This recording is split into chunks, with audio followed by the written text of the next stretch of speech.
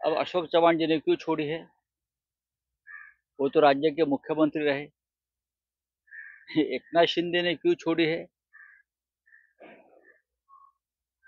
अजित पवार, आप इतने साल से सत्ता में थे ना, तो आपने विकास नहीं किया। आप 4 बार डिप्टी सीएम रहे। अभी मैं वो उनका पार्टी का अंदरूनी मामला है। आप 20 साल से भी ज्यादा समय तक मंत्री रहे, तो आपने विकास नहीं किया। विकास के लिए आपको दूसरी पार्टी में जाना पड़ता है। आप राजनीति छोड़ दीजिए। आपके 20 साल वेस्ट हो गए। फिर ये मैं इतना कहूंगा, ये बहाने हैं। ये सब डरे हुए लोग हैं अपनी प्रॉपर्टी बचाने के लिए और जेल जाने से बचाने के लिए पार्टी छोड़ते हैं।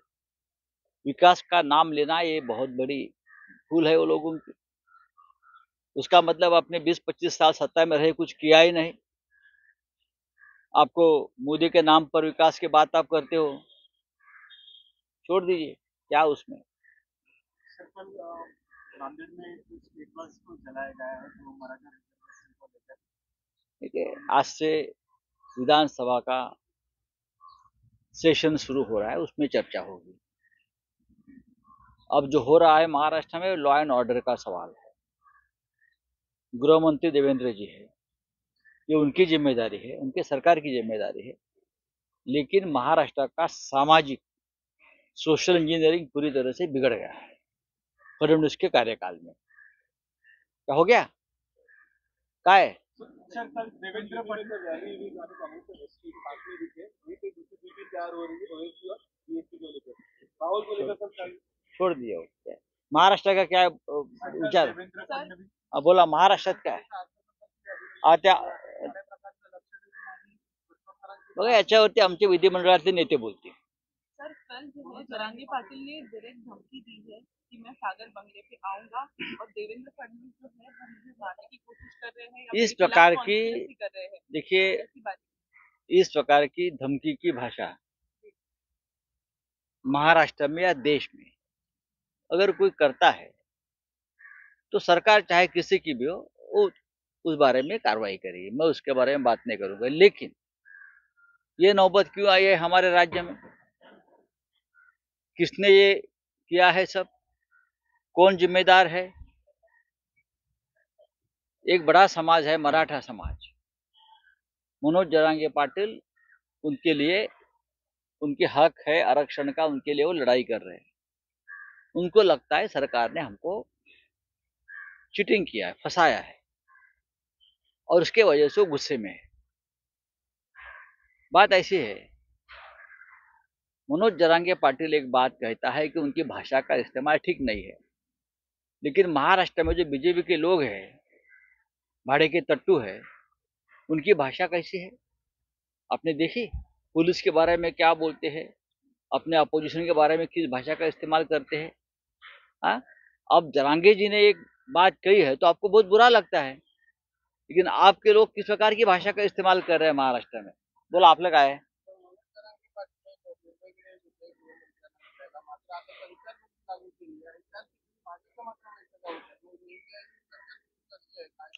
बघा, मनोज जरांगे पाटील यांच्या बाबतीमध्ये महाराष्ट्रामध्ये एक चिंतेचं वातावरण आहे। आरक्षणाबाबतीत 10% आरक्षण वाढवलं, विधिमंडळानं कायदा पास केला, पण हे आरक्षण टिकेल का? अशा प्रकारची भूमिका मनोज जरांगे पाटील यांची आहे आणि ती योग्य आहे। त्याच्यामुळे देवेंद्र फडणवीस, एकनाथ शिंदे, अजित पवार यांनी त्यांना आश्वस्त केलं पाहिजे की जर हे 10% आरक्षण टिकलं नाही तर आम्ही राजीनामे देऊ, आम्ही तुम्हाला खात्रीनं सांगतो आरक्षण टिकेल। हे त्यांना असं अभिवचन दिलं पाहिजे, तरच हा प्रश्न सुटेल। आता काल जरांगे पाटील यांनी जी भूमिका घेतली मुंबईत येण्याची, ती त्यांची किंवा त्यांच्या संघटनेची, त्यांच्या समाजाची भूमिका आहे। फडणवीसांनी प्रश्न केलेला आहे, यामागचा बोलवता धनी कोण आहे? ते गृहमंत्री आहेत स्वतः. जर त्यांना ह्या मागचा बोलवता धनी कोण माहीत नसेल तर त्यांनी गृहमंत्री पदाचा राजीनामा द्यावा. हे सगळं घडवणारे कोण आहेत? हे तुमच्या सरकारचा हिस्सा आहेत का? तुमच्या आजूबाजूला कोणी बसले आहेत का ज्यांना महाराष्ट्र अस्थिर अस्वस्थ करून काही वेगळं राजकारण करायचं आहे? गृहमंत्री म्हणजे तुम्हाला जमत नसेल मग गृहमंत्री पद तुमच्याकडे असून काय फक्त गोट्या खेळायला आहे? आणि जरांगे पाटलांच्या बाबतीत जर माहिती हवी असेल त्यांचे फोन वगैरे नक्कीच टॅप केले असतील. त्यासाठी रश्मी शुक्लांना बसवलाय. अनुभवी आहेत त्या या बाबतीत. कोण कोणाला फोन करताय, कोण कोणाशी बोलताय, कोण कोणाला सपोर्ट करताय, हे या राज्यामध्ये रश्मी शुक्ला डीजी यांच्यापेक्षा जास्त कोणाला माहीत असणार. त्याच्यामुळे गृहमंत्र्यांनी आपल्या ज्या अनुभवी डीजी आहेत या संदर्भात त्यांच्याशी चर्चा केली पाहिजे की या मागचा बोलवता धनी कोण आहे, कोण कोणाला फोन करताय, ते फोन करणारे आपल्या सरकारमध्ये आहेत का, ते काही काड्या लावतायत का, ते महाराष्ट्र पेटवायला निघाले आहेत का? या संदर्भात जर राज्याच्या गृहमंत्र्यांकडे माहिती नसेल तर मला असं वाटतं हे राज्याचं दुर्दैव.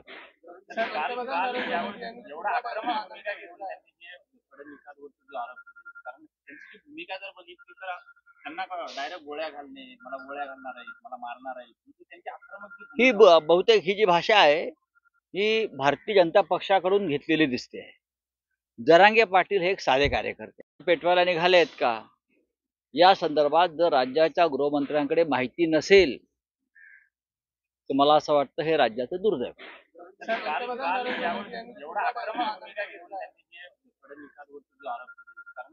भूमिका जर बघितली तर त्यांना डायरेक्ट गोळ्या घालणे, मला गोळ्या घालणार आहेत, मला मारणार आहेत, त्यांची आक्रमक ही बहुतेक ही जी भाषा आहे ही भारतीय जनता पक्षाकडून घेतलेली दिसते. जरांगे पाटील हे एक साधे कार्यकर्ते आहेत. जरांगे पाटील एक गावातले कार्यकर्ते आहेत, ग्रामीण भागातले कार्यकर्ते आहेत. त्यांच्या भाषेकडे लक्ष देऊ नका, त्यांच्या भावना समजून घ्या, इतकंच मी म्हणेन.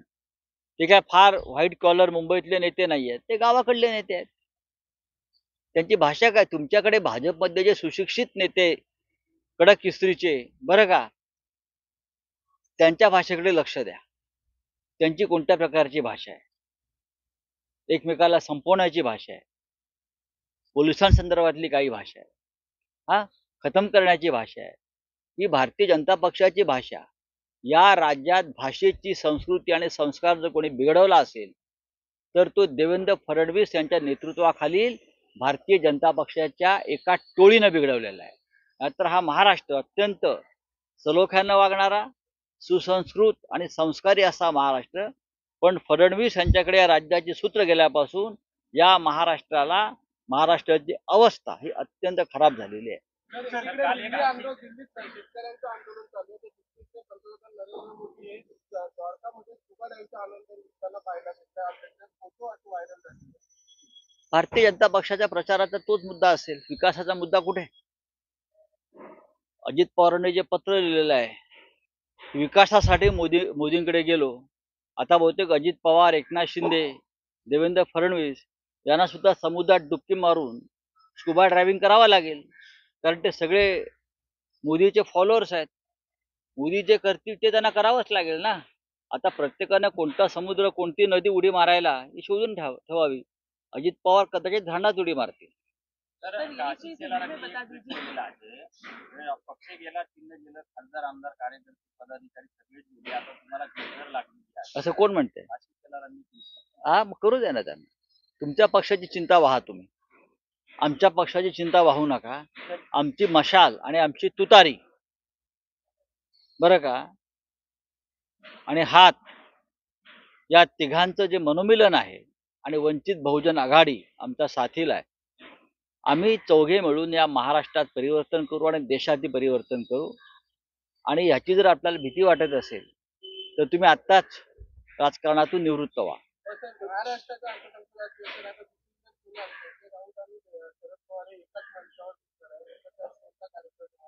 आज पुण्यामध्ये अनेक कार्यक्रम माझे आहेत पक्षाचे, पण संध्याकाळी शिवसेनेचे माजी खासदार गजानन बाबर यांच्या स्मृतिग्रंथाचे प्रकाशन आहे. त्यांच्या संदर्भात एक कार्यक्रम आहे.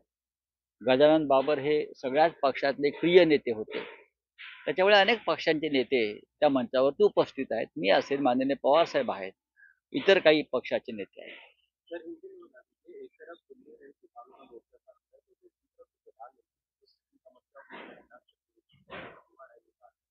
हाँ, जब पुलवामा में हमला हुआ था तब प्रधानमंत्री जिम कॉर्बेट में फोटोग्राफी का आनंद ले रहे थे, शूटिंग का आनंद ले रहे थे, बराबर।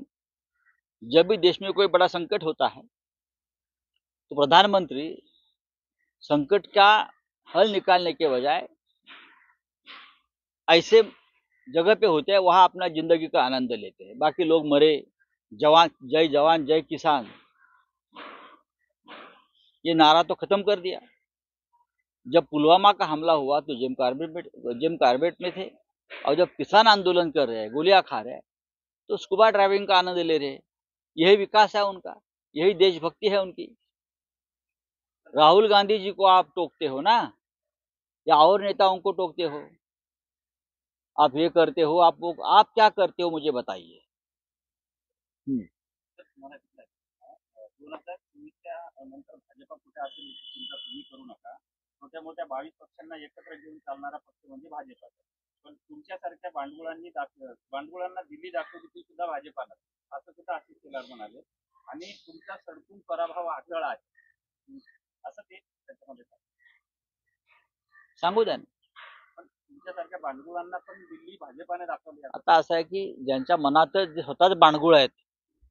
आता बरं, हे बांडगुळ कोणाचे आहेत? हे बांडगुळ पवार आणि मिंदे गटाचे बांडगुळ आहेत. हे त्यांना लटकलेला भारतीय जनता पक्ष आहे. स्वतःच्या हिमतीवरती एवढी त्यांची जर भरोसा असता तर असे लहान लहान पक्ष फोडून अशी आघाडी बनवली नसती. अपवित्र. हे आशिष शेलार वगैरे काय बोलतात, त्यांच्या पक्षात काय चाललं जरा समजून घ्या. भारतीय जनता पक्षामध्ये सध्या अंतर्गत टोळीयुद्ध सुरू आहे आणि लवकरच त्या टोळीयुद्धाचा भडका उडणार. मी आता सांगतो, हे सगळं वरवर दिसतंय. भारतीय जनता पक्ष हा एक पॉलिटिकल अंडरवर्ल्ड आहे आणि लवकरच इथे टोळीयुद्धाचा भडका झाल्याशिवाय राहणार नाही. काय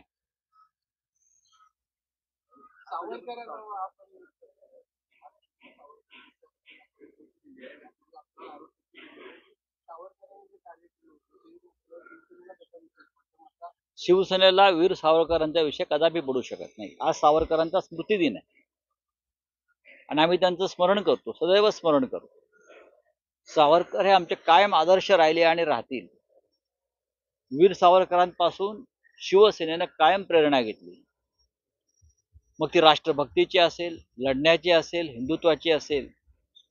आणि सावरकर हे या स्वातंत्र्य लढ्यातील क्रांतिकारकांचे महामेरू होते आणि त्यांचं ते स्थान कायम राहील.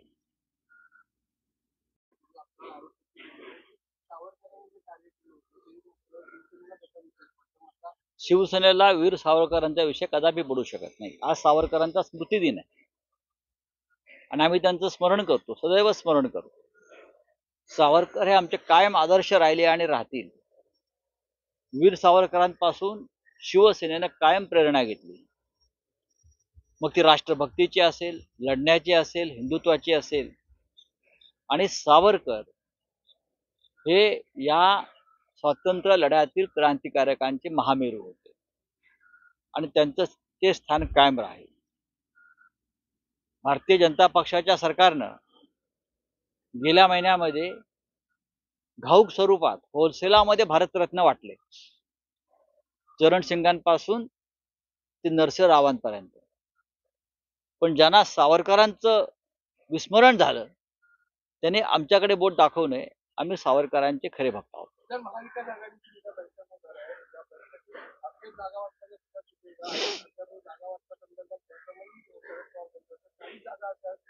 असं होऊ शकतं.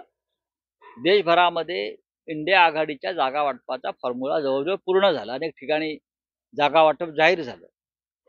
महाराष्ट्रामध्ये उद्या दुपारनंतर आमची बैठक सुरू होईल आणि मला असं वाटतं की शिवसेना, काँग्रेस, राष्ट्रवादी आणि वंचित बहुजन आघाडी असे आम्ही एकत्र बसून 27 आणि 28 या 2 दिवसामध्ये आम्ही अंतिम मसुदा तयार करू. बाळासाहेबांनी आणखी पवारसाहेबांना आणि उद्धव साहेबांना पत्र दिलेलं आहे. दादांचं काय बघा असं बाळासाहेब हे या महाराष्ट्राच्या राजकारणात एक ज्येष्ठ नेते आहेत. ते एकमेकाशी दूरध्वनीवरून बोलत असतात आम्ही सगळे, तरी ते पत्र लिहितात. कारण डॉक्टर आंबेडकरांना सुद्धा लिहिण्याची फार आवड होती. छान लिहायचे डॉक्टर बाबासाहेब आंबेडकर. त्यांचे नातू आहेत, त्यांना लिहावं असं वाटलं असेल पत्र.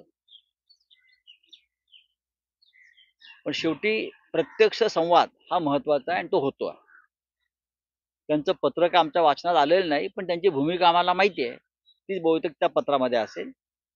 वंचित बहुजन आघाडी हा महाविकास आघाडीतला एक सन्माननीय घटक पक्ष आहे आणि त्यांच्या ज्या भावना आहेत जागा वाटपासंदर्भात त्याचा योग्य आदर आम्ही राखण्याचा प्रयत्न करतो. कारण या महाराष्ट्रामध्ये हुकुमशाहीचा पराभव करणं, भाजपचा पराभव करणं देशभरात ही ॲडव्होकेट प्रकाश आंबेडकरांची भूमिका आहे, तीच आमची भूमिका आहे. आणि ह्याच कार्यासाठी देशभरातले सगळे पक्ष एकत्र येत आहेत. त्याच्यामुळे त्यापासून प्रकाश आंबेडकर लांब राहतील असं मला वाटत नाही. आणि जो संवाद आणि जो डायलॉग आमचा त्यांच्याशी सुरू आहे तो अत्यंत सकारात्मक आहे. प्रकाश आंबेडकर आणि त्यांच्या वंचित बहुजन आघाडीशी महाविकास आघाडीचे अत्यंत उत्तम संबंध आहेत. आंबेडकरी जनता पूर्णपणे महाविकास आघाडीच्या पाठीशी आहे, राहील आणि महाराष्ट्रातल्या परिवर्तनामध्ये वंचित बहुजन आघाडीची साथ आम्हाला मिळणार आहे. या महाविकास आघाडीच्या बैठकीत त्याप्रमाणे तर महाराष्ट्राच्या राजकारणासाठी ही महत्वाची गोष्ट आहे की उद्या होणारी महाविकास आघाडीची बैठक. या बैठकीत त्याप्रमाणे मसुदा त्याप्रमाणे जागा वाटपाच्या सूत्र देखील ठरलं जाईल, फॉर्म्युला ठरला जाईल. नक्कीच हो, जागा वाटपाचा फॉर्म्युला तसा ठरलेलाच आहे. ज्याच्या जागा जिंकलेल्या आहेत त्याच्यावर चर्चा होणार नाही. ज्या जागा भारतीय जनता पक्षाकडे या क्षणी आहेत त्याचं वाटप होईल आणि त्यानुसार सगळं ठरत आहे. सर ज्ञान भाभी मॉस कमेटी ने एक याचिका दायर की थी हाईकोर्ट में, वो जो याचिका है वो खारिज कर दी है पूजा करने के लिए। ये जो भी याचिका ठीक है.